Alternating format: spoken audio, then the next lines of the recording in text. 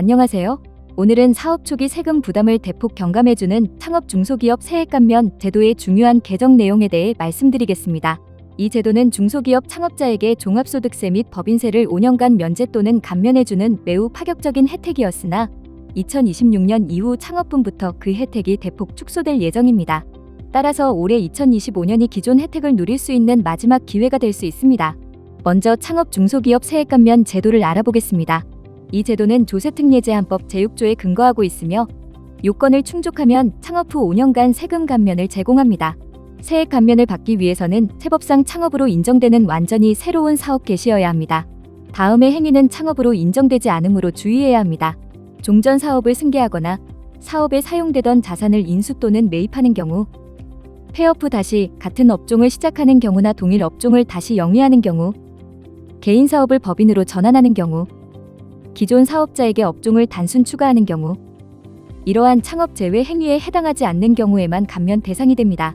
그리고 청년 창업자 자격 조건과 창업지역 조건을 모두 충족하면 100% 감면, 둘 중 하나만 충족하면 50% 감면을 적용받습니다.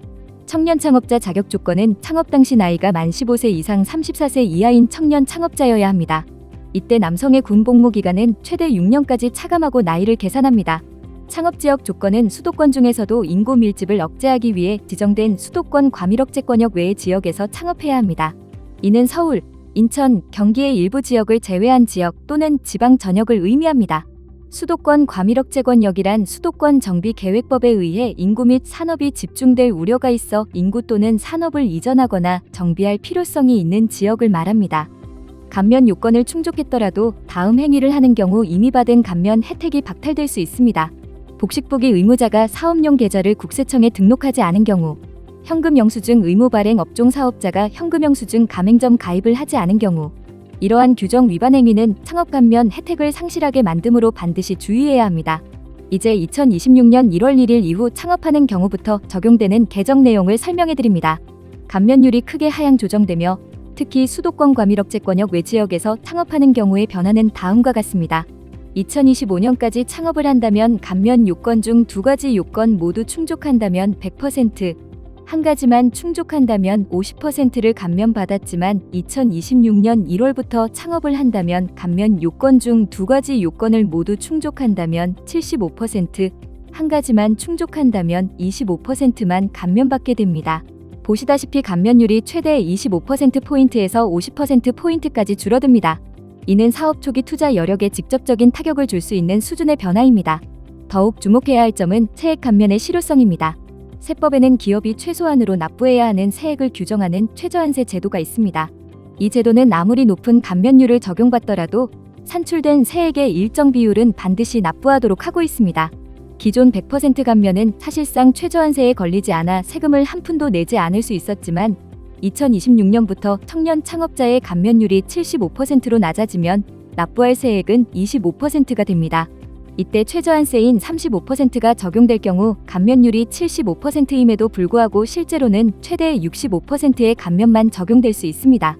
이는 세금 부담이 기존 영원에서 최소한의 금액 이상으로 늘어난다는 것을 의미하며 특히 이익이 큰 창업 기업일수록 최저한세의 영향으로 실질적인 혜택 축소 폭이 커지게 됩니다. 따라서 2026년에 사업을 개시할 계획이 있으신 분들은 사업자 등록 시점을 2025년으로 앞당기는 것을 적극적으로 고려하셔야 합니다. 창업 세액 감면은 사업자 등록일, 즉 창업일을 기준으로 적용되기 때문입니다. 2025년에 사업자를 미리 등록해두면 실제적인 영업활동을 2026년에 시작하더라도 기존의 유리한 감면율과 혜택을 5년간 누릴 수 있습니다. 다만 세금 혜택만을 목적으로 사업을 하지 않으면서 명의상 주소지만 등록하는 행위, 즉 사업장 주소지의 실질적인 사용 없이 가등록하는 행위는 국세청의 조사 대상이 될 수 있으므로 반드시 유의하시기 바랍니다. 세법 개정은 사업의 재무 환경에 큰 영향을 미칩니다. 변화하는 세금 정보를 정확하게 이해하고 전략적으로 대응하시길 바랍니다. 전국 주요 지역의 사업장 주소지가 필요하다면 창업공간 비상을 이용해보세요. 홍대, 신촌, 영등포, 왕십리, 강남 등 서울 중심지 역세권 5분 거리와 표와 같은 전국 주요 지역에 창업공간 비상의 지점이 있습니다. 모든 지점은 기본적인 업무 시설과 회의실을 갖추고 관리자들이 상주하여 철저하게 관리하고 있습니다. 언제든 편한 마음으로 믿고 찾아주시길 바라겠습니다. 이상 창업공간 비상이었습니다.